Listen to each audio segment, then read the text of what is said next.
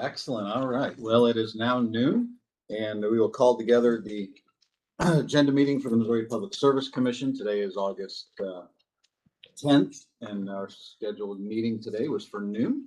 And I just want to remind all of those that are on the line or calling in, please mute your phones unless you need to speak today so that everyone can hear. Also, do want to remember everybody, we do have a hearing that is on break. So when we are adjourned here, we need to get down to our hearing, which we took a break from for this agenda. Plus, we have a presentation today and stuff, so we'll try to keep that as timely as we can, so as not to delay the hearing that is going on downstairs when we resume. And before we begin, we do need to approve the minutes from the August 2nd, 2023 agenda. I know those minutes have been distributed in advance. Commissioners, do you have any questions, comments, or changes to those minutes? All right, hearing none, I would make a motion we approve those minutes from the August 2nd, 2023 agenda. All those in favor, please say aye. Aye. All those opposed? Those are approved by a vote of 5-0. All right, looks like we have 3 tariffs and new orders today. We're going to run through these, and I'll do scheduling, and then we'll get to our presentation. File number GS 2024-0024. This is in the matter of the City Utilities of Springfield, Missouri, concerning a natural gas pipeline incident at South Charleston Avenue and East Public Road in Springfield, Missouri. On July 31st, the staff of the commission filed a motion requesting the commission open a file to investigate a natural pipeline incident in Springfield, Missouri. The motion described an incident that happened on July 17th in an area served by the municipal gas system of City Utilities of Springfield. The escaping natural gas ignited, damaging siding on 2 nearby homes. City Utilities equipment and vehicles and nearby electric facilities were damaged as well. So this order establishes a case for the purposes of receiving a report resulting from the investigation of the incident by the Commission's Safety Engineering Department. And I would recommend that we approve that order, version number 1. Commissioner Coleman. I support the order. Commissioner Holzman. I'm in support of the order. Commissioner Kolkmeyer. I'm in support. Commissioner Hahn. Also in support. Great. All those in favor of supporting that motion, version number 1, please say aye. Aye. All those opposed? And that is approved by a vote of 5-0. Next up, we have file number EX-2023-0254. This is in the matter of the amendments of the Commission's rule regarding safety standards for electrical corporations, telecommunication companies, and rural electric cooperatives. So a notice of proposed rulemaking containing the text of the proposed amendment to the safety standards for electrical corporations, telecommunications companies, and rural electric cooperatives was published in the Missouri Register on May 15th. The public comment period ended on June 14th, and the Commission held a public hearing on the proposed amendment on June 20th. The Commission did not receive any written comments, and no one offered a comment at the public hearing. No changes have been made to the text of the proposed amendment, and this proposed amendment becomes effective 30 days after publication in the Code of State Regulations.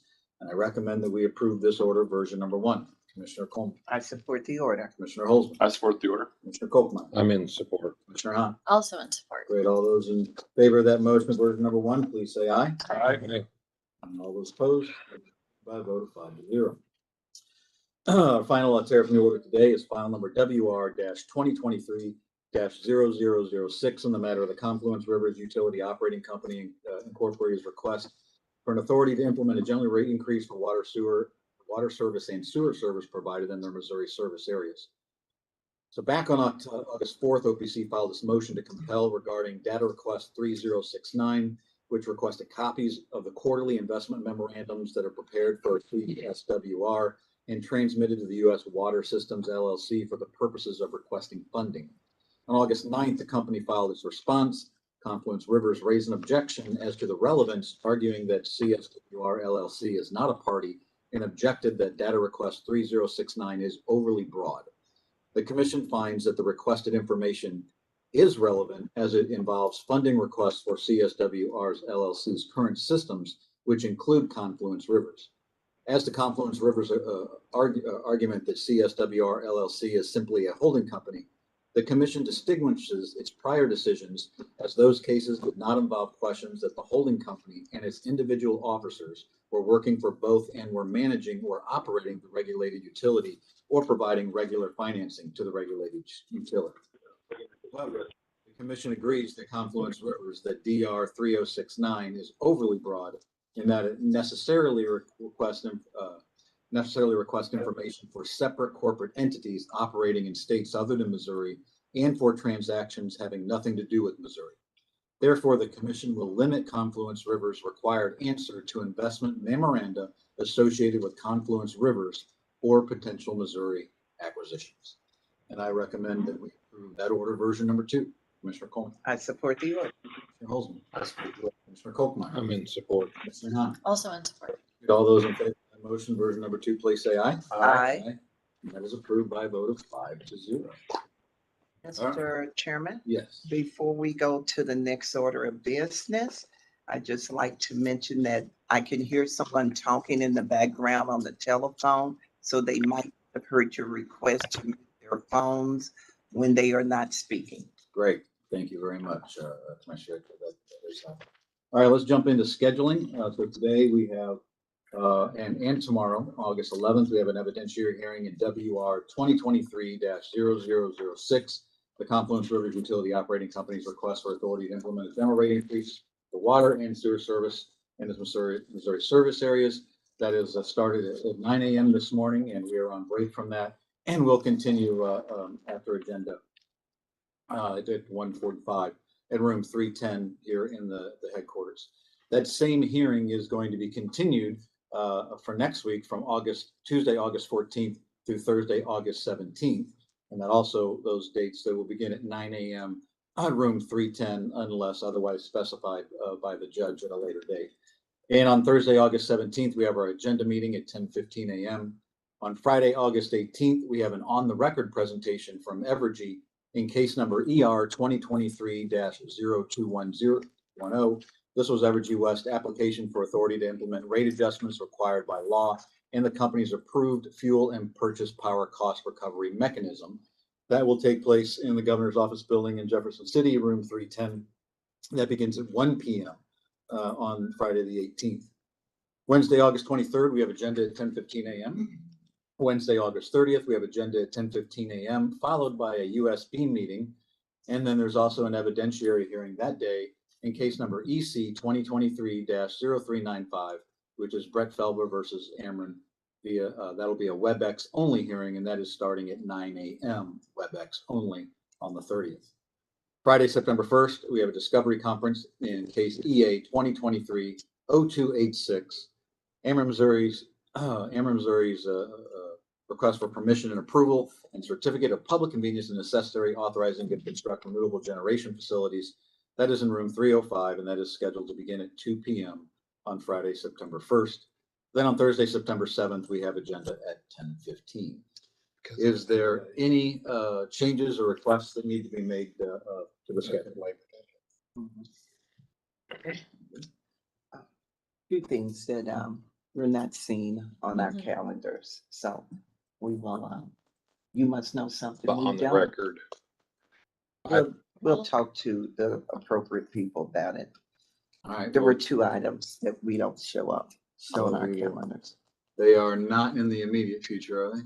The 18th The 18th, the on the record presentation. Yeah. next Friday. and the 9/1 hearing. The 9/1 hearing I mentioned on the Discovery Conference, right? And on the 18th, we have the on the record. For Friday the 18th, yeah, it's ER 2023-0210. Thank you. All right. All right. Well, that's good on scheduling. Okay, next up, we can adjourn after our presentation, but we do have a presentation from Evergy regarding the time of use rate implementation program. We're gonna. Okay, no problem. Thank you. Yeah, I just didn't hear you. So I think everybody here knows me, but for those who don't, this is Katie McDonald. She runs all of our communications, marketing, and community affairs. So Senior Director of Public Affairs, and she knows details about this that I have not retained yet. So if I Chuck, you might want to move around to this seat just because we have the camera that's right over All the right. back of your head. okay, I can do that.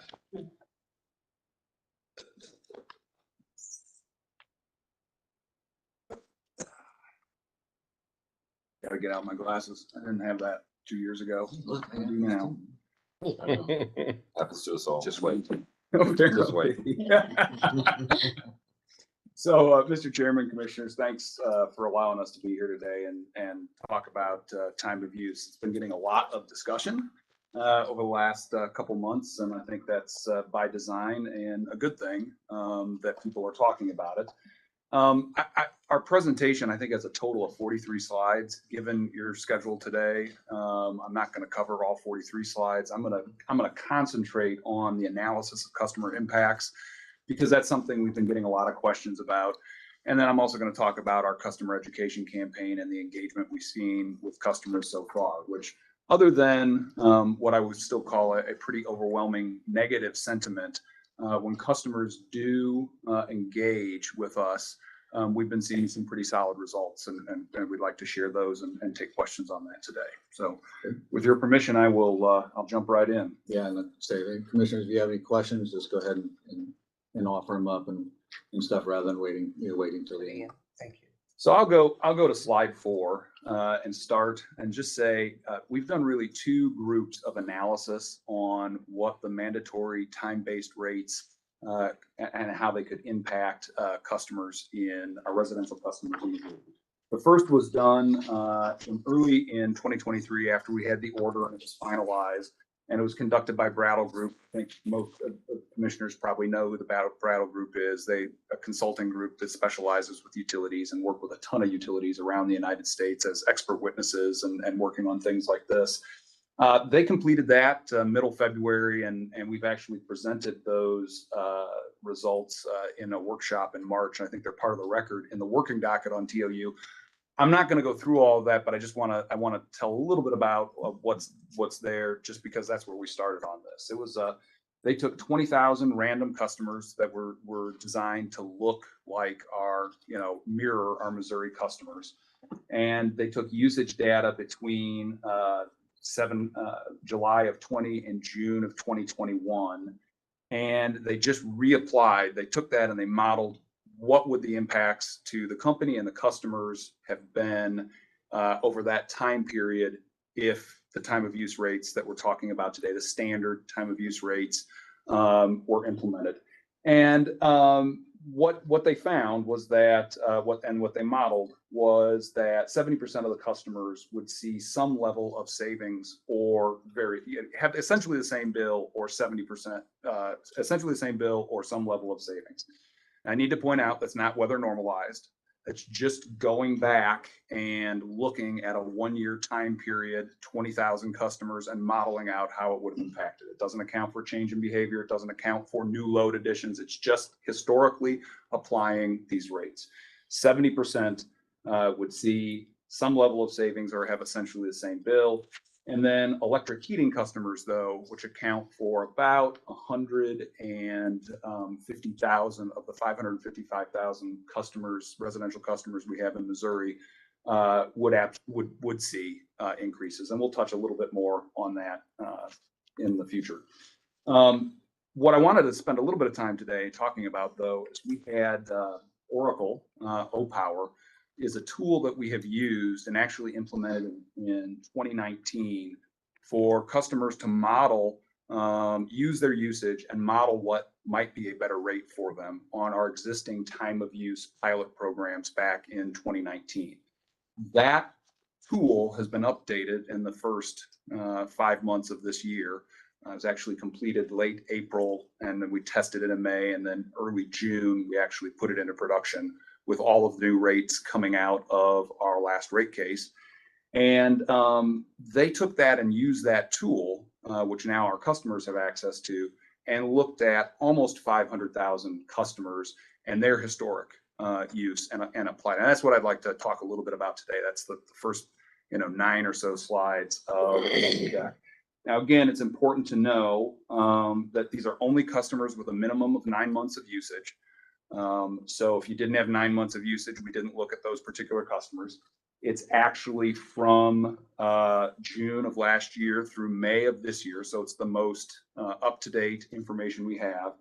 And again, it is not weather normalized, it's changed for behavior. It's not, there's not, no impacts or sensitivity analysis if people use their electricity differently or at different times. It is only taking 500,000 customers and looking back at June through May, and seeing what would have happened to them if they were on the rates that are being implemented in October. And So if a customer had if we just went back in time and said, this is your rate last year, this is what their Yep. bill would have been. That's So- right. So it's. That's right. It's saying And this that's- is what would have happened to you. That is correct. With the most recent data that we have on an individual customer basis. And again, parallel generation, solar subscription, customers that we experience about 20% churn in our customer base a year. None of those customers are in this. That's why there's, instead of 555,000 that we looked at, it's just under 500,000. So Do they have the ability to model behavioral changes? Could they then forecast forward and say, if a certain percentage were to take advantage of the time savers with a Nest or with some tools that might be available through your company, could they project what those savings might look like? So this tool would not. This tool looks at historical data, and this is a static analysis, meaning it ends at May 2023. If you go on the tool today and use it, it'll use your last 12 months or last number of months available. Cutting. It won't do it if you don't have 9 months. But if you look at it, say September 15th, it'll have another, 6 weeks worth of data. So it will change. Online it changes, but it only looks back and applies it retroactively. It doesn't look at, now we have started to ask Brattle to model some sensitivity analysis around if you get groups of people moving, what that might do. And that gets to a broader question of how is this going to impact customers holistically, and how is this going to impact the revenue requirement of the utility holistically. And I'll talk a little bit about that later. But at the end of the day, this is just looking back at known usage and applying the new rates to say, if everything stayed the same, this is the best rate for you, and this is what you would experience under it. So I would say that the only thing I would add is while Oracle didn't do that, customers can do that. We have a rate simulator portion of the online tools, so they can go in with their actual usage as they log into their account. And with these time of use tools, they can tell, if I did this, if I did this, if I changed these behaviors, then what would my best rate be? Then how might my bills look? So they can do And that's that on your website. individually. It is. Mhm. Cool. This is why Katie is here. So I'll go to slide 5. So I think at a high level, what I would talk about is the Oracle O-Power analysis was consistent with Brattle, and perhaps even more encouraging. 89% of customers plus will either see no change or will see some level of savings as if you went back and historically applied this rate. And that's on the standard peak saver, which is the higher differential 2 time period default rate that we're going into starting in October. So you're saying your internal data shows that roughly 91%, 89 to 91, 89 of depending on the customers jurisdiction. Yeah. will save money Or or see be the no exact change or see same money. than what they were before the time of. That is what the historical analysis of June through May of 2023 shows. And we'll split that out a little bit more in successive slides here. But at a high level, if you were to take the default time of use rate, which we call the standard peak saver, and you applied it against 500,000 customers, that's what you would see. Now, 3 out of 4 electric heat customers are going to see an increase, and a significant chunk of those are going to see what we would call a material increase, meaning that it's better than 5%, 5 to 10+% of a change, and then increase. And then just one other thing to mention is that there is a low differential, meaning the additive to peak hours and the reduction in non-peak hours, low differential rate, which we're calling the peak saver rate. It actually will increase the percentage of customers who say it just takes and reduces the ups and the downs. So there'll be more people that stay the same and more people that see some savings. It just reduces the swing between of savings and potential exposure. And that holds true even for all electric customers. For your heat customers, don't you have a program now where you can have a separate meter that is just for your, if you heat your home exclusively with electrical power, don't you have a different rate that heat pump would potentially? It is, but I don't operate think off it's a of? separate meter.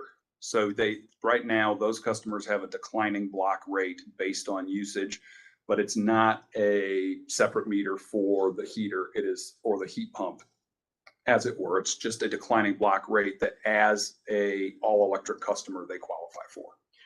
Years ago, didn't you have 2 meters? 'Cause I know my house has 2 meters. That could be, I'd have to look to Darren for the history there. Yeah, I don't think it's consistent, but I think the point is that that's one of the rates that's going away with the change in the order. Yep. So that's why these customers are seeing a disproportionate impact compared to the other. I'm thinking the old Missouri Public Service had 2 meters on a heat rate. That could be. But regardless now, it'll be. The declining block rate's Yeah, going away. that goes away. Can you tell me again, how many % customers would experience a material change? A material change, well, Of those there's electric heat, of the electric heat. I think there's a slide in here that has the exact number. okay, It's a significant number. We'll see something greater than 5 to 10%, but I think it's addressed here in a minute Great. and I will, we could delve into it more then. So I go to slide 6 just briefly, just to make sure everybody's on the same page with respect to how this is going to occur. I think everybody knows we ask to delay the implementation until what we think of as the shoulder months or the fall. So in October, we will actually be implementing this conversion for Evergy Missouri Metro customers, which is the old KCP&L service territory in Kansas City metropolitan area. And then in November, once that's done, it will be Evergy Missouri West, which is the old Aquila or MoPub service territory, again, in the Kansas City metro and outlying areas on the Missouri side. And then December will be used for cleanup. And there's all sorts of cleanup that needs to happen. People that don't have AMI meters, for example, people that moved mid-billing cycle and we couldn't get to, and now we have an opportunity to put them in with a clean billing cycle, things like that. Again, all residential customers will be defaulted into what we're calling the standard peak saver rate, or the higher differential 2-part time-based rates, with the exception of net meter customers, solar subscription customers, low-income solar subscription, and parallel generation customers. All of those will be defaulted into the low differential rate. And then obviously, we've got somewhere between 100 and 150 customers, I think, that don't have AMI meters that have opted out. And those customers will stay on the current rate. Residential, industrial, commercial, retail. Commercial, industrial, none of those are touched by this. Only residential account codes are impacted by the mandatory time of use rates. So no commercial, no industrial. Okay.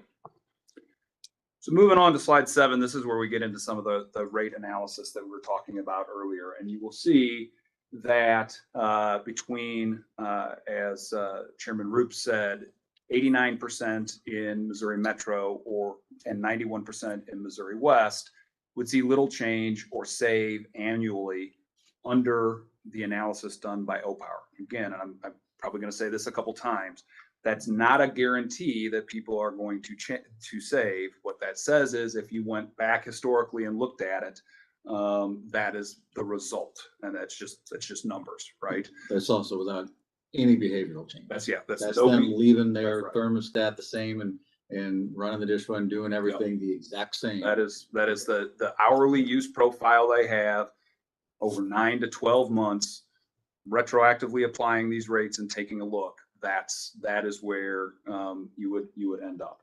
Doesn't account for weather changes, doesn't account for use changes, like if you got a TV or an EV. Doesn't account for any of those things. It's simply a retroactive application of the rates. Would you consider it to be a positive result? I think it is a positive result. And I think it is, you will see us emphasize that in a lot of the communications that we have. I think there are a couple things that worry me about it. One is, and we'll talk about this a little more later, is that customers don't believe it. So it doesn't make any difference what we say or what the numbers are or when they engage, they simply don't believe it. And we see that, and this is kind of the difference between classical economic behavior and behavioral economics. We will see people, we are seeing people who would save more on our nights and weekend saver rate or the standard peak saver rate that are choosing to go into the low differential because they're risk averse and they don't believe the numbers, or they just don't want to worry about it. So I think there's a perceptual issue there. And then I think the thing that worries me is, we're in a mild summer this year. So if you have additional cooling degree days, particularly in the late afternoon, when, if it gets hot in the late afternoon, I think with the advent of EVs, with, just the fact that this is See more demand. mandatory. Yeah, More I'm worried that people either won't perceive a benefit or that they will change their behavior and they will see an increase that is attributable to that, but gets associated with the rate. So those are the concerns I would have. But yes, I would say this is positive data. It would be concerning if it was something else. Can you share this, or is This is public. This is that slide right there? We're on public right now. Yeah, it's all, Yep. So the other thing too, I guess, is that, I guess it's kind of the whole thing, is you're allowing the customer to make the decision that they believe is the best for their. So even though they're showing them, hey, I might save more on this one, they still I'd rather have this one. And so again, it's just, you're allowing the customer to make that choice of what is best for, for their family. They do have the choice to select from 5 different plans. I think the thing that is consternating to customers is one's declining block rate is going and one's seasonal flat rate, which has is essentially flat, is going away. That's the concern that we hear. So is this an educational issue? That if you've given them 5 choices, and the example you gave that someone can see that they can save more on one way, but choose to continue to do what they've been doing, does it come down to education? Yeah, I absolutely think the more, and we'll talk a little bit about our education and engagement, and there's some encouraging signs there as well. I do think the more people know, the more comfortable they get. But I will also talk a little bit about the fact that even folks who are informed and have been on the site at this point still have lingering concerns. They see that they feel like this is a big change. And they also don't like the fact that something is going away that they don't get to have anymore. And I will say, I think the biggest component there is just having the thought that you have to think about it. Think about when you use electricity. Again, I have here, later on we'll talk about, but looking at my notes, the 2 biggest concerns so we're doing online panels. Every month we do an online panel as we educate and implement, and we ask the same questions over and over again. But the 2 biggest concerns that customers continue, even those who have pre-enrolled and are educated, concern is 74% believe that their bill's going to go up, not down, notwithstanding what they've read, notwithstanding the materials that they've consumed. And 41%, this is the second biggest concern, are concerned that just they flat out won't be able to use electricity when they want. Absent the price, that's the concern, that they won't be able to use electricity to do what they want to do when they want to do it. So, But is that relatively that surprising, because you came in and asked for a rate increase and you were given a $55 million rate increase. And so customers are used to, hey, after the company comes to the Public Service Commission and gets a rate increase, my rates go up. I mean, that's been the history. And so I understand that's probably their default, is like, hey, this is a rate increase, you're increasing my rate. So I can understand where they're maybe going, well, wait a minute, thought you guys got a rate increase. Absolutely. I think many would see this as additive. Like there was a rate increase and now this is going to impact me even more, is my suspicion. And you allow them to change as often as they like. Currently, yes. Yep. So in to that point, I mean, in theory, someone could get on the high differential rate, receive the massive discount for 9 months, and then right at the end of spring, hop over to the flat rate or flat rate. It's the Low thing that's, differential. it's the extremely close to their own flat rate. Yeah, peak rewards. Day, Yeah, and hop over there, and then at the end of summer, they could hop on back. So if they are risk adverse, they wouldn't even have to worry about summer peaking in 4 to 8 p.m. and things of that nature. Theoretically, yes. I doubt many people will. A pay couple that of, much a couple of concerns about that. The first is the data shows around the United States where there's an opt-in time of use rate, which is the vast majority of places, that you can expect 2 to 3% of people who are educated and made aware of it to actually change. And so I think that expecting people to kind of rate change by the season, that's not going to be a high percentage of folks. But the other problem, and that this is something that customers won't have any sympathy for, but if that also turns out to be the case, you're going to see some significant revenue issues result where we would probably be well underneath our revenue requirement. And so that could present a problem for us. And that's one of our concerns here is that these rates were not modeled for universal implementation. So those would be the concerns that we would have there. So I guess the theory is the concern is that people would save too much on this and use less energy, and that would hurt your revenue requirement. Yeah, it would create a structural deficiency in our revenue requirement. And now I think the percentage of people, given that a benchmark across the United States is 2 to 3% people will actually engage in this and switch to a time of use rate outside being compelled to do so, is evidence that people still aren't going to do this. Plus, again, if you just look at slide 7, 53% in Metro and 56% in West. Again, historically looking back, they're not going to see almost any change at all, plus or minus 5%. And if you think about that for a minute, let's say that you have it just for easy math. Let's say that you have $1,000 annual electric bill. I think in our jurisdictions in Missouri, it's closer to $1,200, but that gets into engineer level math for me. So let's just keep it at $1,000 and say that you had a 5% difference in your bill. Well, that's $50 for the year. And then if you apply that over 12 months, you divide 50 by 12 and you're at some very small number. Most people aren't going to see a change. And so again, are you going to rate shop as aggressively in that environment when you're not really seeing a change? I am worried that what will happen is we could see increased heat or hotter weather and more cooling in the summer months, that then folks on that default rate could perceive a bigger increase than they're actually going to notice in the non-peak summer months. And so that could give a negative impression, but we're gonna have to see how this actually, do people change their usage patterns? Is load going to continue to increase in the residential sector? I mean, that's what we've seen over the last couple of years with more and more remote work going on, more computing, EVs coming on. So those are some of the things that we'd have to watch for in this scenario. How long does it take once you decide you're going to change for the billing cycle to go through to where that change actually happens? So you have to change on your cycle, and there's 20 to do this. Plus, again, if you just look at slide 7, 53% in Metro and Hey, whoever's listen on the phone, we're getting a lot of feedback from the delay on yours. So can you mute yourselves, or we'll mute it for you? Permanently.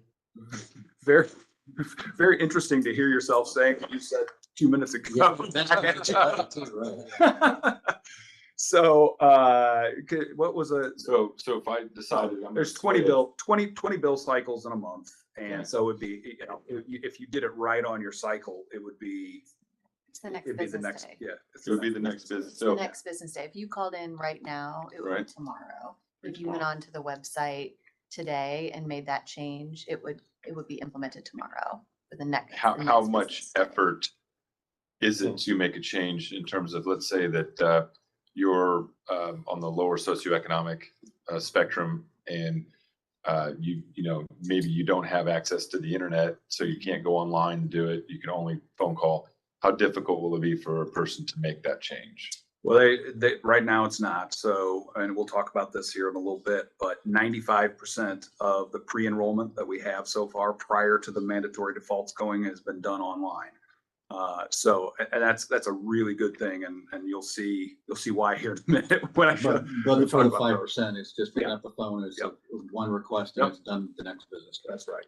And one of the things we did in response to kind of on that question, we've had 2 workshops, and some of the feedback from staff and from OPC was to really focus on those non-digital customer segments. And so we have, and Chuck has it in the deck, but many more tactics beginning now that we're in phase 2, where we're trying to get people to change their rates, where we're hosting events, we're partnering with libraries, we're going into different locations where people would be congregating, we're going into nursing homes. We have a lot of kind of more grassroots effort to reach people that might need that higher touch, that don't want to call and have that conversation. We've had people come in to connect and have conversations about TOU, and we have folks that are set up at Connect to just talk about that when folks are coming in. And this is the season where we're having much higher traffic coming in the door at Connect. We're averaging about 100 people a day, and most of them are not coming in for TOU. They're coming in about bills, but we're able to talk to them face to face now. You as a company have a preference for where you would like to see a majority of the ratepayers be in these 5 plans. So if I ask you, what do you think where I should be? Do you have an answer for that? Well, what we would say is the rate analysis tool online will give you the rate that is the best predictor, given your historical usage and when you use it, what would be the best rate for you. Qualitatively, what we think is going to be different depending on who you talk to. So I'll give you an example. One executive who lives in Missouri at our company went on and found out that, you know, he would be best served to be on the night and weekends saver plan. He selected the peak reward plan because he just simply doesn't want to think about when he is using electricity. And very educated person, you know, helps run a utility company at a very high level, understands the math, but just has made a personal preference. I would never want to get in the middle of your personal preference as to what you would like to do. And it is absolutely true that a higher percentage of customers will be held harmless or see no change, or will see some level of savings on the peak reward plan than they do on the standard plan, the standard they do default 2-period time-based rate. Having said that, That's the high differential, right? yeah, the higher differential, yeah. But the savings, you know, the upside and the downside on peak reward are, you know, they're constricted. So, Which I think that is a great example, gets back to, you know, why this is important is, yeah, someone that's, you know, maybe upper income doesn't want to spend the time. So when you have, you know, people that are suffering with 7-8% inflation, and they just came out of a pandemic, and food is up and everything is up, and they have the opportunity to save, you know, $10 or 12. I mean, that could be unfortunately for some people, that could be, you know, paying for my kids, you know, backpack or something for back to school. So it gives that customer that ability to decide, you know, is it worth, okay, yeah, some it might be and some it might not, but they've never had this opportunity to have this type of control over how to, you know, choose their energy dollars, you know, better than they have now. So that's interesting point. It's interesting. So I just want to move through a couple of these other analytics and then get into the campaigns and what we're seeing briefly. So on slide 8, this goes to the standard peak saver, which is the default plan, or as Commissioner Holzman said, what he thinks of as the higher differential plan. And what you'll see is if you look at Missouri West and Missouri Metro, that 66% will see, I saw a decrease when you applied that rate on their historic usage, and 79% in West. The columns to the right, though, those are your all electric plan customers. And 73% will see an increase in, we're now addressing Commissioner Hahn's questions. 73% will see an increase in Metro, and 43% will see an increase in the Missouri Evergy West, which is a significant departure from the rest of the groups. But so, so in West, your all electric rate plans that you thought was going to be impacted the most, a majority of those, 57% of those are still seeing a decrease. That's true. But 43%, which is a pretty significant deviation from just a regular customer. Okay. I think if you go to slide 9, you can begin to see why, though, for those customers, it's a significant issue, because the median annual increase for an electric heat customer, so those 43%, is going to be around $117 a year, which is a greater than 10% increase at the median. Whereas for Missouri Metro customers that are on the heat plan, all electric heat right now, it's about a $47 increase at the median. So it's roughly, to go back to your easy math, you're looking at $9 a month for that segment. Yeah, it's going to be concentrated a lot more in the wintertime.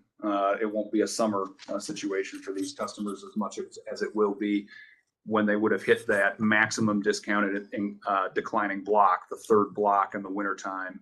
Now in the peak time periods, they're going to see a significant. So what plan would you recommend these folks going on? I think what the math would say is that they're best probably served, unless they can have a lot of behavioral change on the peak reward saver or the low differential plan. That's probably where they will do the best. Now, again, with AMI data, that's not going to be everybody, and you can absolutely go on and see historically what your best plan would have been, and B, model, if you make some changes, what the best plan might be. And if you've got an Ecobee or a Nest, then you're going to have some digital support helping you program these changes, correct? Yes. And so this $9 of the 117, you're sure that would be, but they still have the opportunity to go to a different plan and potentially save. And then they also have the opportunity to recognize what's driving their cost and change of behavior, or change of, what is it? That's Department of Energy, what, 1% on your thermostat saves you about 3% on your bill, according to the Department of Energy. So, but also, I guess too, is like, to take a step back, is in your previous rate cases, I mean, everybody's rates were going up $4, $5, $6, $7, $8 a month, every on whole. So this is not a rapidly huge departure of any means of after you've come in for a rate increase. It's just typically 100% of everybody's rates have gone up. Now it's just it's a much smaller, but it's still roughly in line to what they've historically seen every time you've come in for a rate increase. Yeah, again, I think these folks would just say yes, but this is an additive. So, if I got 9, now I've got another 9, that's double. But yes, you're absolutely correct. So on slide 10, just a little bit of the conversation about classic economics versus behavioral economics. We don't expect everybody to select the nights and weekends max saver rate, but that is the rate that across all of the different general use heat customers, current time of use, that is most focused, that would have the highest amount of savings. So, and we don't have to dwell on that. It's just that we don't expect that most folks will go there. Most folks will default, we think, or take peak saver, opt into that peak saver rate.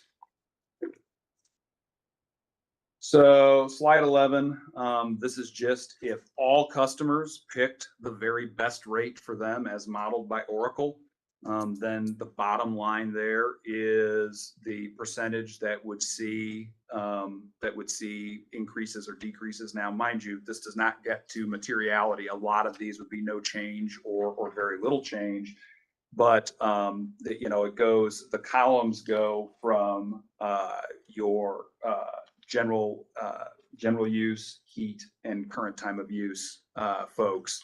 And so you can see that it's our heat customers are still, all electric heat are still the worst off.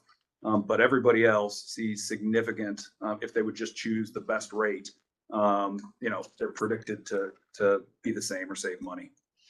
So if they choose the best rate, you're getting upwards of 99, 100% on a couple of it, but overall, you're projecting 89% of the people are going to save money in one area, and 91% of the customers. Just on the stand, yeah. Just on the stand, just on the one that if they make no choice, 90%, 91% are still are saving money.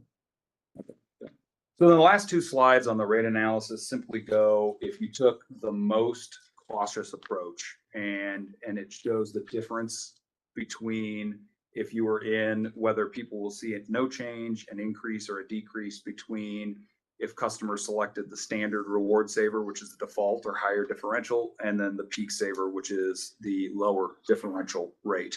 And you can see that a higher percentage of people will see a decrease under the peak saver than will on the standard reward saver. And that's picking up more all electric customers that will see a benefit there. But you can also see that if you compare the two, the median annual increase and decrease are also smaller. So it compresses the collar around there. So I would like to go now to slide 20, if that's okay. Do you feel like the cost of power at these 5 different plans accurately reflects the true cost of power that your company is generating? So the answer to that would be no. These are not based on the true cost. These are not rationalized back to fuel costs or to, and frankly, over the long term, I think that's something that both us and probably other parties like staff and OPC would want to address. I mean, long term, if you're going to make these something that is here to stay and actually additive to planning and grid operations, it has to reflect the costs of when energy is consumed, congestion, things like that. Right now, that is not. I mean, these are based on that, but it's not reflected in any adjustment mechanism in terms of revenue or savings or things like that, other than just what is reflected on a customer. Do you feel like the mechanism exists to get to that number? Like, if it wasn't a tariff or order issue, do we know how to get there? Like, would you know based on what the cost of power is, how quickly that could translate into a rate? Because we know the lag and, rate cases taking the time that they do, things are going to change in between the time that you file and the time that rate increase occurs.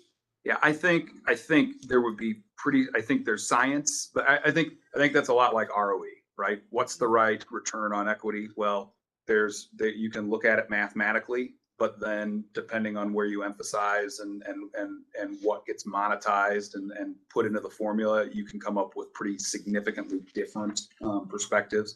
I think if you go back to the testimony in our rate case, I think there are probably some differences, particularly between staff and us with respect to how much you could actually reflect cost differential in these rates. And I think that's partially why I believe it was the staff's peak reward saver.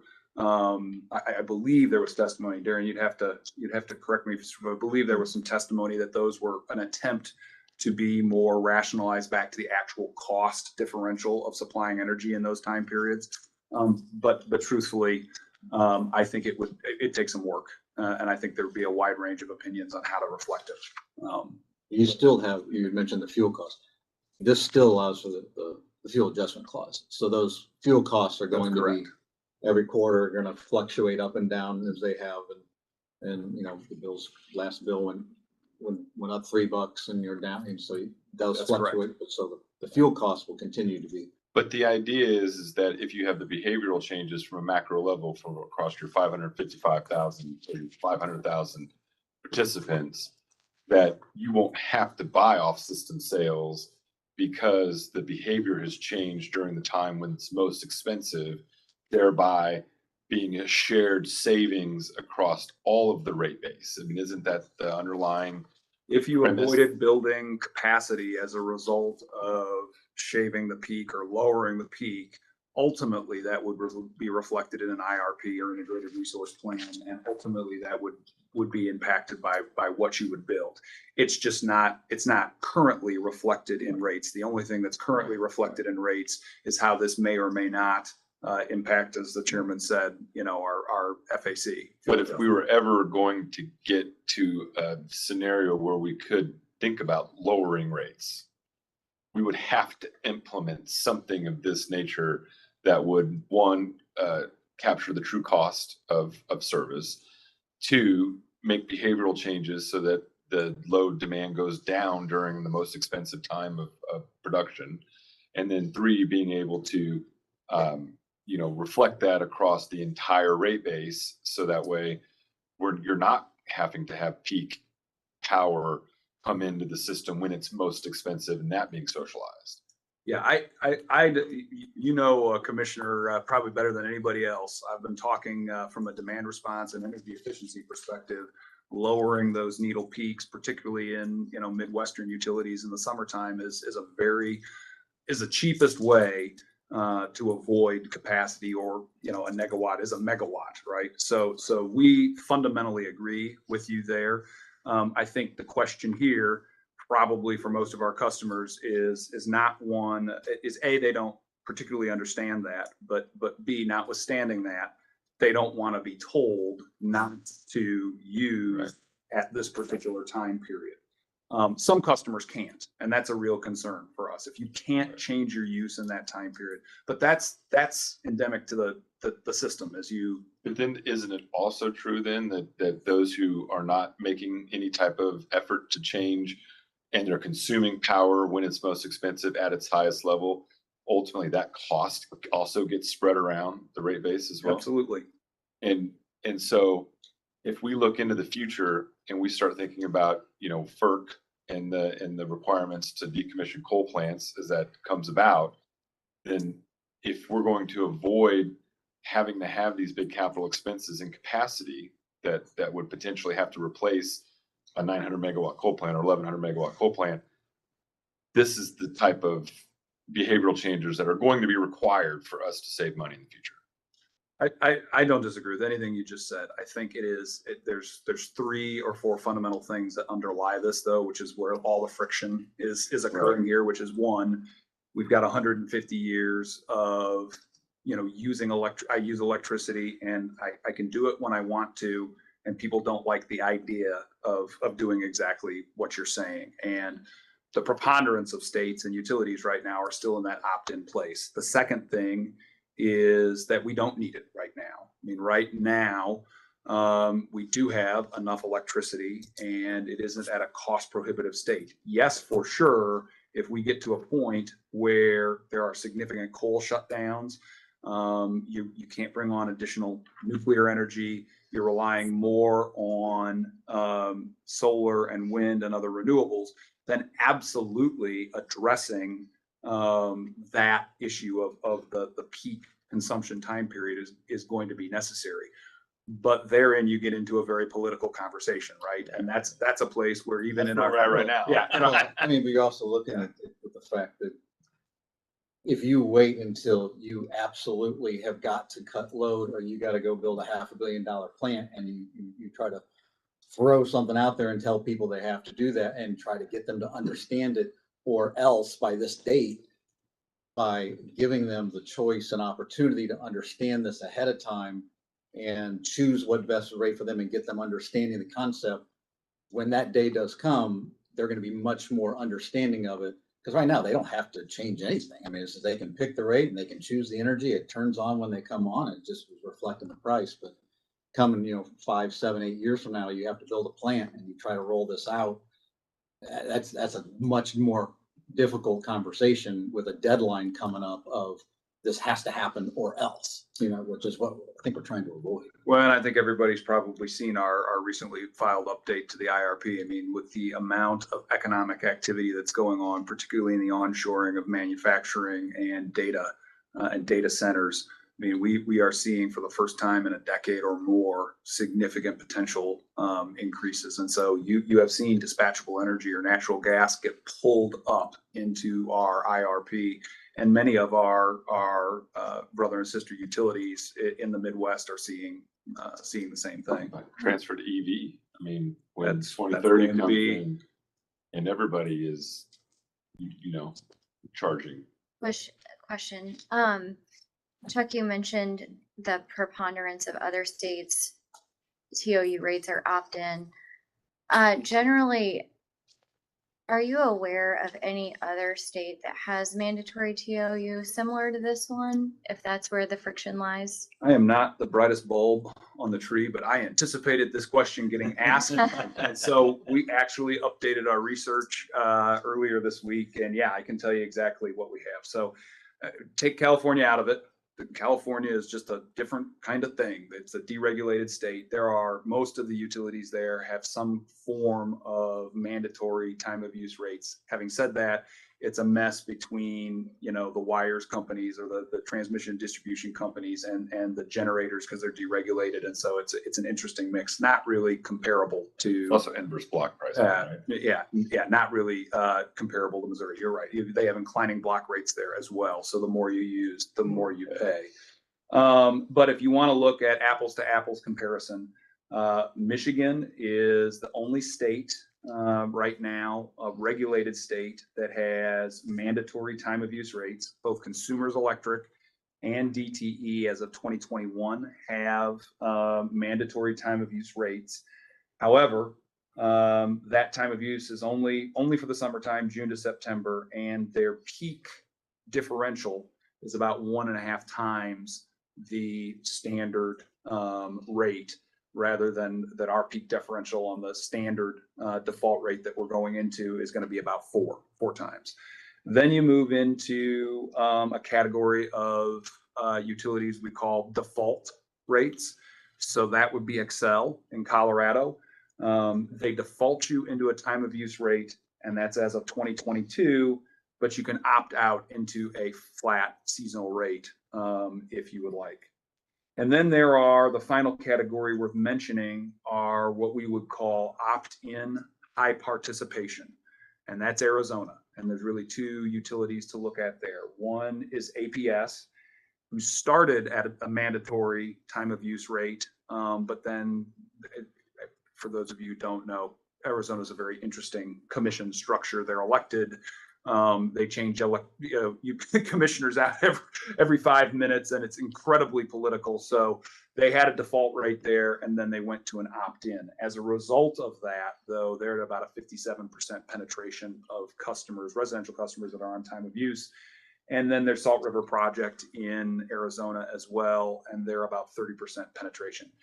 Everybody else, almost unanimously, everybody else is an opt-in with much lower penetration across the United States. And thank you for asking that question. That made all the research and checking with Brattle worth it. So just a couple things on engagement real quick, if that's okay. I know you guys do you need to go? You have the hard stops. So. Yeah, I have to get to another meeting, but this is a good conversation, and I want to make sure, but I also want to make sure that we're not overstaying our welcome as well. So if you go to slide 20, just wanted to talk about the phases of our educational campaign here. Hey, before we get into that, Yeah. I had a couple of questions on the previous topic. Okay. Brattle's study that you commissioned showed that 70% of seniors and low-income customers would be instant savers on the default rate and stuff. I didn't see a breakdown in that. We have not done that analysis yet with O-Power. All this stuff is at the presses, and so we're starting to look at other things with O-Power now, which would be seasonal rate changing and how that affects. And we're starting to look into isolating different demographic groups to the extent that we can with the information, and to look at those as well. Okay, yeah, that'd be interesting, because yeah, that's if they were projecting 70% of seniors and low income people would be instant savers. And again, and I don't have that slide here, but that's a continuum, right? The vast majority are, plus or minus, 5% there. It's only when you get out to, Right. that it's not a material difference, but yes, that is correct. That's what that analysis of the data from 20 to 21 from Brattle showed. Before you get on to, I did want to touch on slide 17, your enrollment summit. Yeah, I was gonna go back to that after 20, but we Okay. can talk about it now if you like. Do you have your own way of getting there? If I'd thought about it and was a little smarter, I would have put 20 before 17, but I didn't. So I want to hit 20 and then go back to 17, and then I'll have a couple concluding remarks and any questions, and we can be done. So, look, there's 3 distinct phases to our education plan. The first one is just build awareness. We wanted people to know that this change is going to happen. You are going to be defaulted into a rate. We also want to make sure people understand the what and the why. And so that kicked off in June. It went through July. The reason we did not do a ton of individualized rate education reports and more individualized communication is because we wanted to make sure that our call center was ready to take calls. And when we get to 17, we'll have a real good discussion of why that was super important. And the second thing is we just needed to make sure that our rate education tool was ready. It was good, and people could handle this online. Now, as we move into the second phase, this is where we really want people to get individual information relevant to them. And our strong drive here is to get as many people as we possibly can to pre-enroll before they're defaulted into a rate so that they're making that choice. And we know that customers who make a choice proactively feel a heck of a lot better about the rate that they're on than your rates change. Sorry, we did this to you. And so there's every motivation for all of us to see if we can get as many folks as we can to get on the tool, to call the call center, and to make a choice proactively. That doesn't guarantee that they'll feel good about it, but they're a lot more likely to if they do that and if they have the information and they understand it a little more. And then the final is, once we start implementing, we're not done. There's a great degree of what we would call rate education and coaching that has to go on so that they can maximize their savings and really understand what's driving their bill.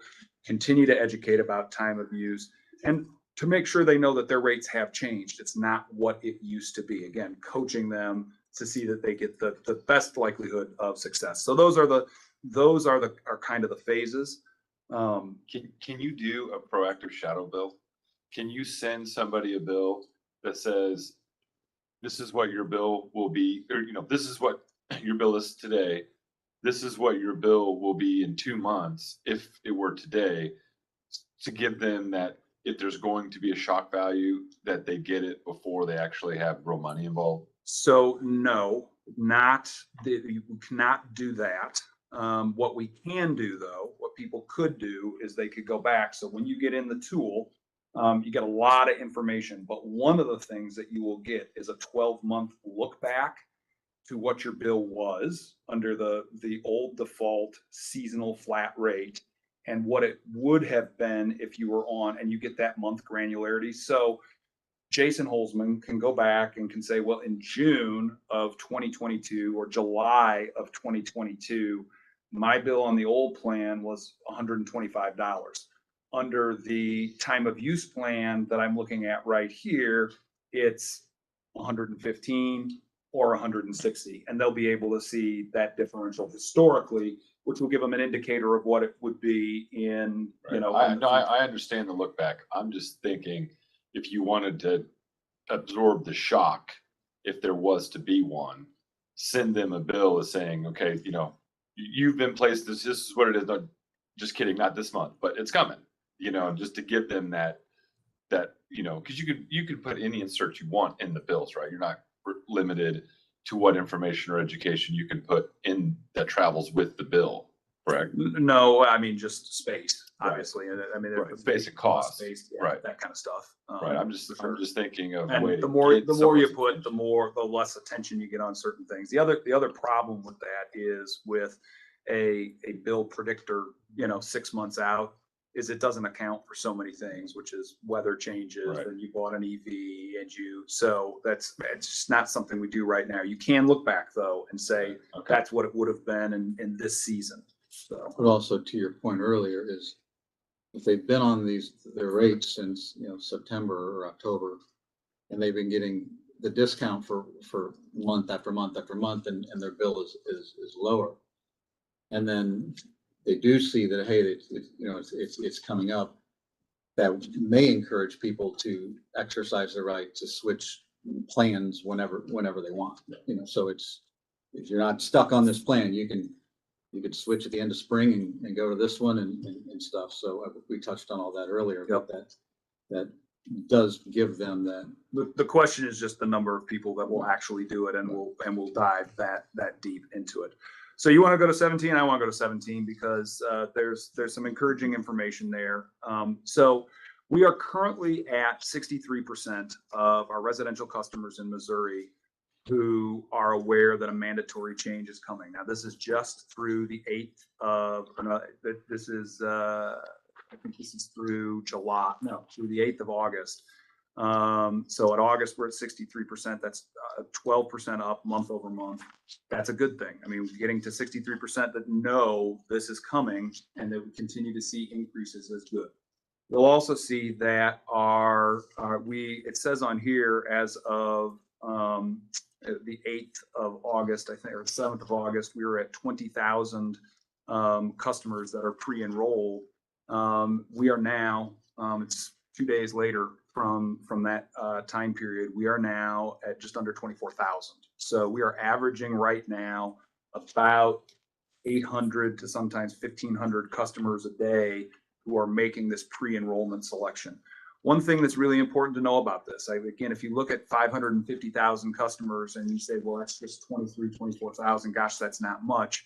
I understand that, but understand that the normal behavioral pattern here would be 2 to 3%, and we're already approaching that 4 to 5% mark, and we're still going at a great clip, and we're just in the very beginning of the individualized communication where we're sending out rate reports electronically and printed, where we're really driving people to this online tool, and people are really finally starting to pay attention.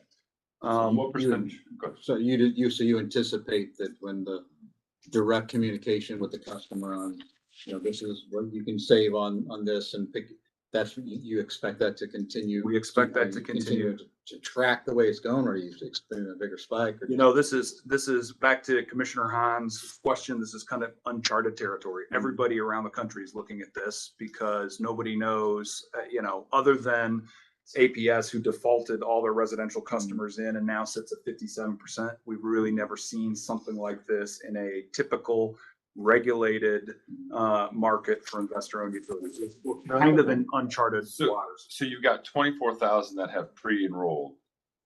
Just under, yeah. So am I looking at that right? That 40%? No, how many are staying in the high differential? Well, there are, right now, 5,380 or 26% of what's on there is in the standard, which you're saying is high differential. Yes, yeah, but that's where they're placed if they do nothing That's right. on day one. That's right. So 26% are doing all the math, doing all the calculations, and are saying to themselves, I want to stay where That's we're correct. placed. But a larger percentage are saying, I want to go somewhere else, Yes. Cumulatively. cumulatively. Yes. but they're choosing, which is interesting, because you would think that, I mean, if people just absolutely just hated this thing, they would go to the whole flat rate option, which is roughly almost the exact same as the flat rate option, the Peak Saver. That's 22%. But you got 40% heading over to the nights and weekends, and then night, weekend max. Now, big caveat there. There's There was a significant number of people enrolled in that prior to this case. So we had about 7,000 customers enrolled in time of use plus or minus prior to this order. And a significant chunk were in that time of use rate already. So it's artificially high. I would expect that to come down as a percentage, as we enroll more and more and more. But you could make the argument that 26 to 22, 4% more people are staying in the high differential than are moving to the low differential, based on that data right there. Right now, that is correct, based off of getting into the rate analysis tool and seeing the So an prediction. educated ratepayer is more often choosing the high differential than moving to the At low this differential. point, that is correct. And as you tend to see more folks get educated, we'll see those numbers either change or stay the same, or when would we be able to see those numbers again and say, We've now created a dashboard and we understand the intense interest in this. And so we're going to be updating this regularly and sharing it. Yeah, our Is- plan is to file it every month is the plan, but we can talk about if that's not frequent enough or. I think that, people vote with their feet. And so you're seeing right there, once you're educated, you can make a choice. And but I also think it's interesting that your preliminary Brattle data says that 73% are going to save money no matter what they do, or based on the previous 12 months in the high differential. Yeah, again, it's historic. Yeah, I know. But yeah, it was right around 70%. But even with that, 73% are going to save. Only 26% are saying, yes, save me the money. Well, And the ones But moving that out. was Brattle's estimation of 70%, but your data is showing 89 to 91% of the people. The analysis at an individual level, not just modeling off of 20,000. It is, yes, you're correct. So what number should we use then? Should we say 88 to 91% are going to save money under the high differential, or 73%? Yeah, well, I mean, it's 89% in Metro and 91% in West is. So is 90% not is- save, is see no material change. Material change Or save save. money or decrease costs. Yeah, Okay. so it's plus or minus 5% all the way to savings is There that. will be no, 91% of customers in that one will be no worse off, or they will save money under. That's a fair way of saying that. Yeah, Okay. yeah, so you can break down the Night and Saver weekends pre-existing. Can you send that to us? And I don't expect a massive update of slide decks, every single This month. dashboard. But if you could, if you could Yeah. send that weekly, I mean, to us, that would be great, but we don't need a. Is there any way we could differentiate? I mean, standard peak saver, peak reward saver, nights and weekend saver. The average person, I mean, we were involved in the creation of this, and I'm still confused exactly what the differential is. I know standard peak My is high favorite differential. subject. So I'm with you. I've read these plans multiple times and they're very confusing to me still. And the names too. I Go 1 through 5. And so all else equal, how would Evergy have done this TOU? And I wasn't part of the case, so I mean, what would you have done?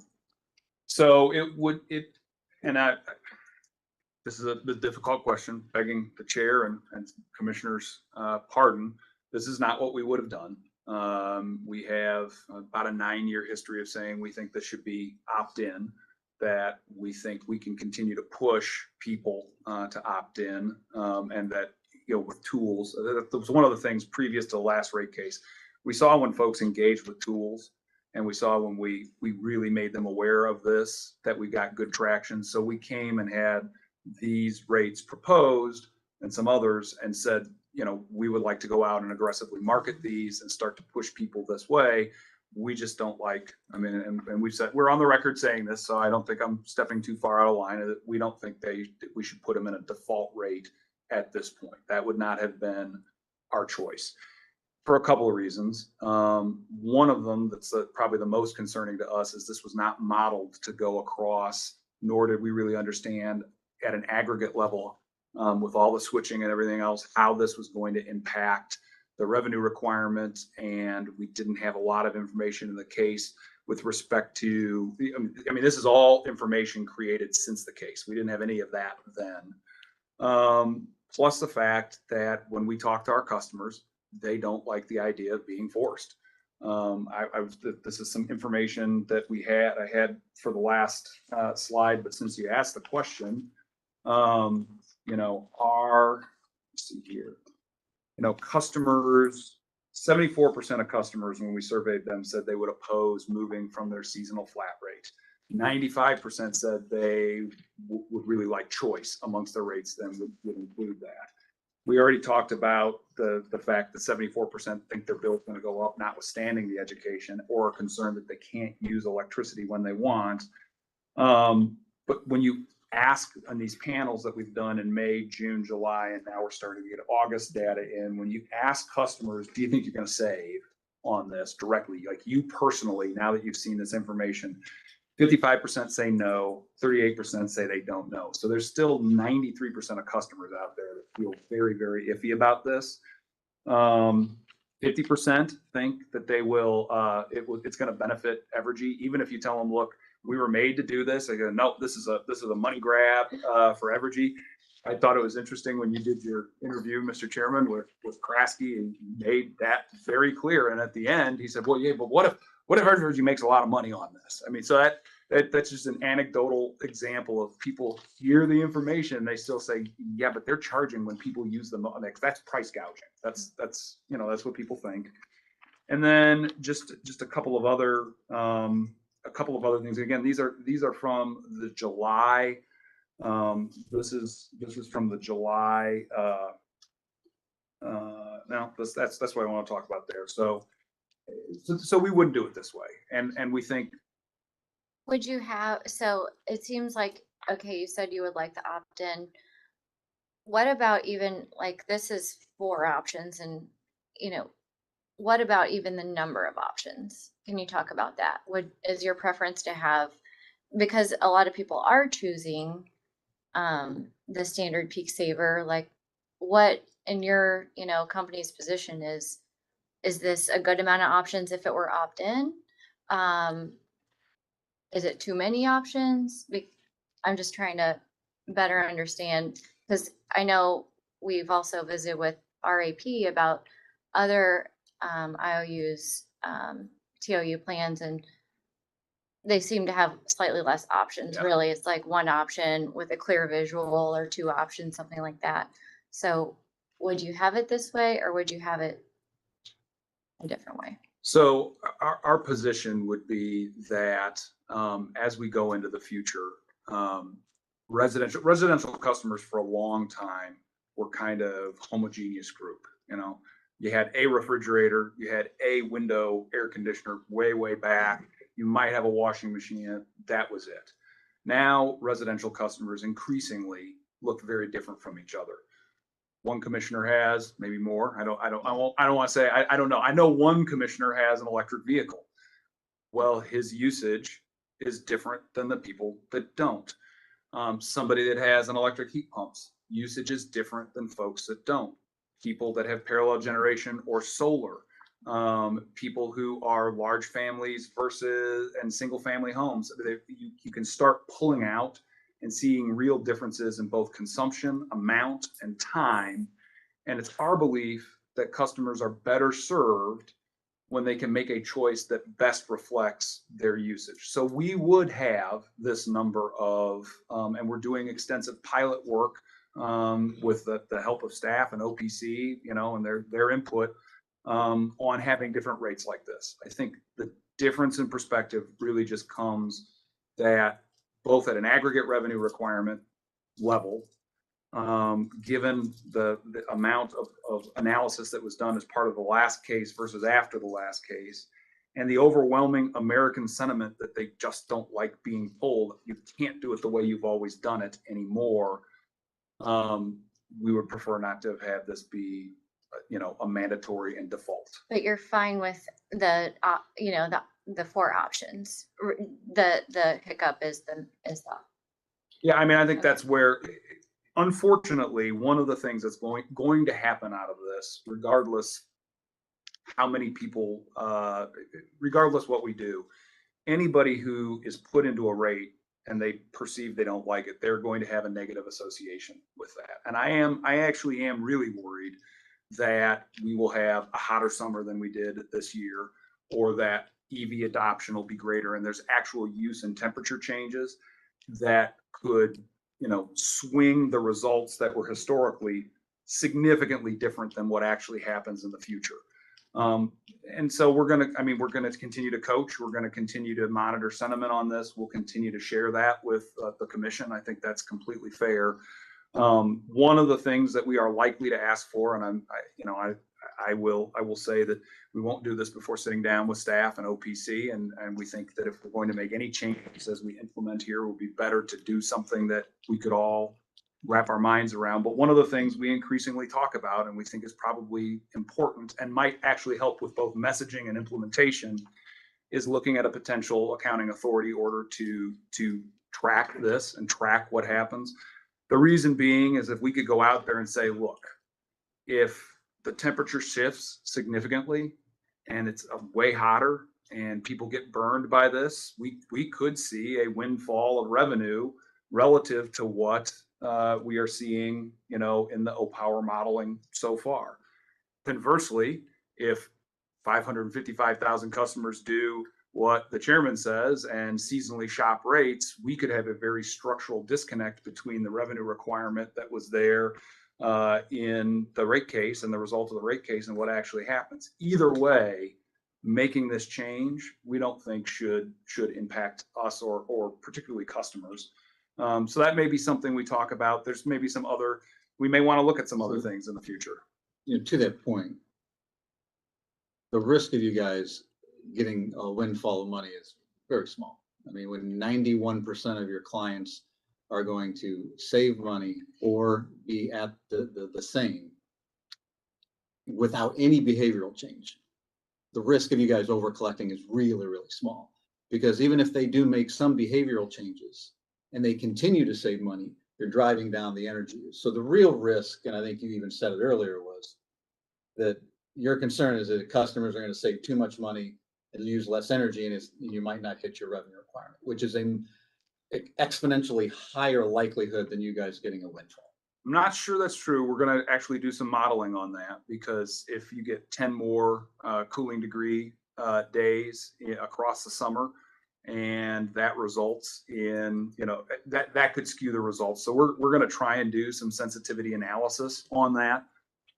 Again, this is based on historic use, and we're having a relatively, ironically, in Kansas City, a relatively mild summer as it's compared to other summers we've been through. So truth of the matter is, we're trying to wrap our minds around what this is a risk both ways. At the end of the day, this may be much ado about nothing, but don't know that. And that's why we're. If your position is that you wouldn't have done it this way because we didn't have a lot of the data that you've now collected, given the information that you now have, and given the participation that you've seen from the ratepayers in their interest in the program and the numbers of people who have pre-enrolled, has your position changed at all, in a positive or negative way, from the position of we wouldn't have done it this way to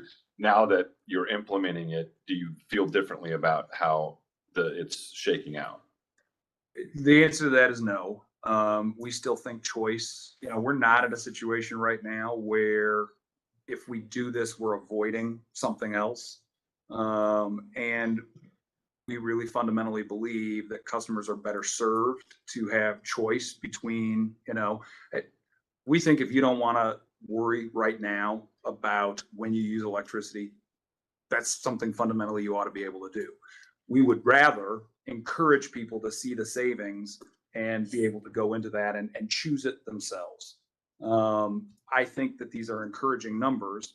I worry, and we'll have to see a year from now. I mean, that's again why we're talking about potentially asking for an AAO here. We'll have to see a year from now where it ends up, both in reality and perceptually, because we don't want to ultimately poison a population base against us, the commission, or time-based rates, because we think there's a lot of application and good use for time-based rates. So I think a lot of this really comes down to messaging, because customers before this, they had three choices. Mhm. You know, you guys have mandatory splashed over everything you type, but every rate case is a mandatory rate. You're put into this one, it's mandatory, this is yours. And you had three options. You could either go to if you were electric heating, or, you had your other option. So every one of these is like, you're being put in here. So here now you have the option, you have more choices. You actually have the ability to use the data and see what you can save. But the standard or the peak saver reward, is your flat rate. I mean, it's the changes is what, less than one cent a kilowatt for. It is so similar to the flat rate. We should have just called this the flat rate TOU, because it is extremely similar to what clients say. But Well, it's and we've not. put now in all of our messaging, we have put, this is the closest rate to the current flat seasonal rate, current rate that you're on. So from the big perspective, maybe have a customer seeing it, they can have a rate that is almost exactly the same as what they had. That's not going to really, modify really anything based off all of your numbers, but they have additional choices and they have the information and the ability to save money. I think a lot of it's just a messaging of how this is being perceived and the delay of getting information out to the consumers. Because I mean, when 91% of your people are saving money and they have more options than they've ever had, it seems like its fear is being allowed to run rampant and not being counteracted with the data, which I hope the bill inserts. And I think that's what you're seeing with the amount of people that are not, just automatically fleeing to the old flat rate. Well, The name. and to be clear, The name should be like nearly flat, high differential, like. I know, but that's been the most debated thing. I mean, you ask 10 people, you'll get 10 examples of what people think would be good. We've tried to put parentheses underneath them now to say, this is the closest to what it is. This will be the new default rate. And here's what it is. It is hard, nights and weekends is meant to say, look, this is, nights, that's very much like your old cell phone kind of packaging, so people can relate to that. But And you we got are- nights and weekends max saver. Like, what's the difference between regular saver and max saver? Differential. Yeah. I know Oh, that. yeah. I know that, but I'm it's hard saying, to tell. yeah, like, You know, and that's why People go when to you the go in, website. there is not a single place where you just see Yeah. names like this. Your website is Next very to nice. I mean, you go on there, you click it, it shows you, and I think it's They're very not clear to people. simple to explain. Not simple is to the explain, it's differential. simple to They're see. not cell phone plans, Yeah. right? I mean, they. Well, that's why you see it graphically depicted Yeah. on the website. In terms of timing, I would say a couple things. We did not want to go forward and message before we had a tool so people could really see how this impacted them or have the call center ready. And so that's why we started when we did. We actually would have started later, but got feedback from both OPC and staff that they would like to see it start earlier. Would have started already. We disagree with doing it before we had the tool and the call center ready. We did hear what they said with respect to the more time you have, the better this will be. And you are seeing a significant ramp up as you get to see, as people get information that's relevant to them and they can go online and look at it. I will point out that in August, we're now at a 27-minute average call for when a customer calls a call center. So it's really, really, really good that we have this this tool online. 95% of enrollments are online. So if you take 24,000 and you multiply that by 27-minute call, that would completely wipe out our call center bandwidth. It would just be time of use. So we still feel very convicted that waiting until people could get on and do this themselves and really manipulate the data and see it was important. But having said that, this is very encouraging traction and we're going to continue to work at it. But you're Go ahead. not gonna be able to reach everyone as far as them going online That's right. and using your tool. when we look at seniors or low-income people, the very vulnerable population, how are you doing any extra outreach to them, extra messaging? So a couple of things, and I'll let Katie talk to a few of the other tactics we're using. But if you go to slide 24, for example, you'll see that we have done over 427,000 print rate education reports, which essentially gives you the same information that you get online in a paper format. Over half of those also get it on an electronic version, and we will continue to do that. Past that, there are a bunch of other tactics that we're doing specifically to look at seniors and low income. And Katie, I'll let you, because you talked about that earlier, but you might want to look at that here. Yeah, so we have the rate education reports, as Chuck mentioned, and those go out to every customer. We send them digitally to customers who we have email addresses, and then we also will snail mail them to every customer. And then we also have direct mail. So we had postcards that went out about a week ago to all residential customers. And then we have a lot of grassroots communication to reach folks in more of those vulnerable segments. And so we have a whole communications and outreach plan for each of those segments that involve in person. We have events that we are partnering with other organizations to reach those segments, where we're partnering with libraries. We're getting folks trained up who will be interfacing with customers. We're working with our the agencies, the assistance agencies where customers go to get assistance, getting them more educated about these plans and programs, providing collateral material. We're partnering. A good idea that we had from staff was partnering with food pantries to provide more of that collateral that can be shared when folks come to food pantries. And then just a lot of in-person with our Connect Center, as well as looking at additional, we cut some of our advertising dollars to put more dollars toward the non-digital engaged customers, because we need to be able to reach that. 73% of our Missouri customers, we have online accounts. So it's that delta that don't engage online. And these kinds of plans, you really can't snail mail regularly enough to those customers that it's cost prohibitive. So one of the things we're also going to do is in Q1 of 2024, so the beginning of 2024, we're going to look at customers using the Brattle or the O-Power analysis, customers who are not on their best rate for them. We're going to send them another rate education report talking to them about, this is the rate you're on, there is another option, and we will snail mail that to all customers who are not on their best rate.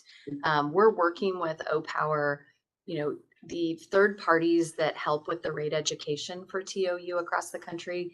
They have not cracked the code on what's the best way that they would sell to us to communicate to the non-digitally engaged. Their answer is you need them to engage with these tools because of the Everybody's not going to do that. That's right. And so that's why there's not a different solution other than what we're doing that we have found, and engaging other utilities and talking to them about how are you reaching the non-digital customers. And it's a lot of these, it's events, it's snail mail, which is cost prohibitive to do weekly, but it's trying to get more into the bill inserts, trying to do different things to reach those customers. One last follow up on that. So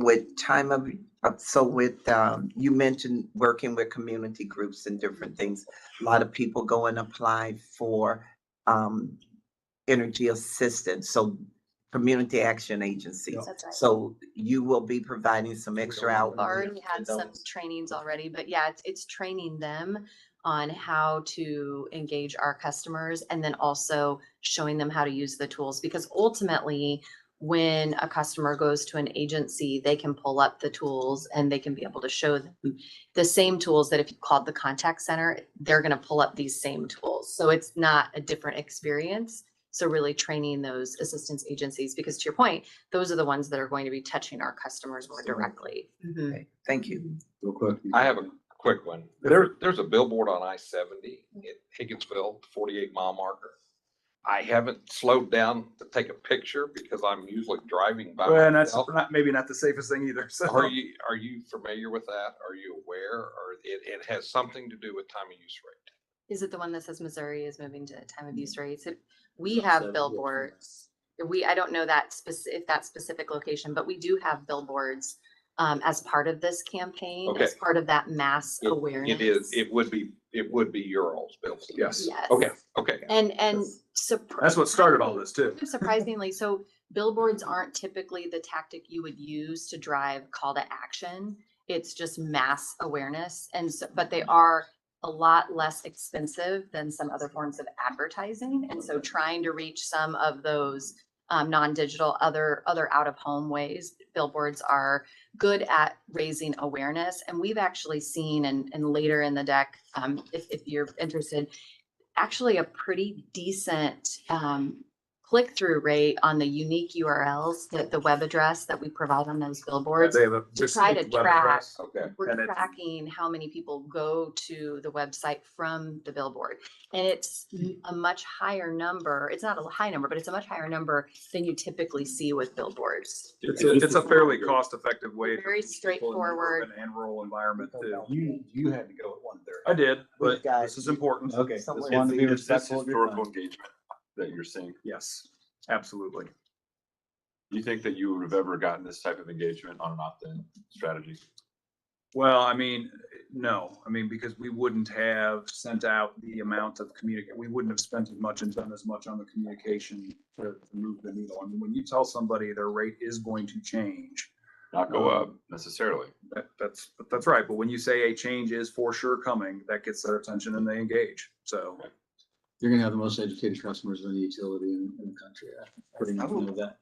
One thing on slide 17, can we get that broken down by utility when you send us those weekly datas on who's trying to? I imagine the answer to that is yes, but I will defer to my colleague here to make sure. Can we get the- That is We true. may not be quotes able to underneath do it it on to landing page work what? sessions. I don't think we can on landing page. Some of There's a it we few that can, some of it we can't. On the What are they? enrollment, Yeah. I think that's what you're mostly driving toward. Get the quotes on the plan for what it actually, is underneath it. Yes. Thank you. All right.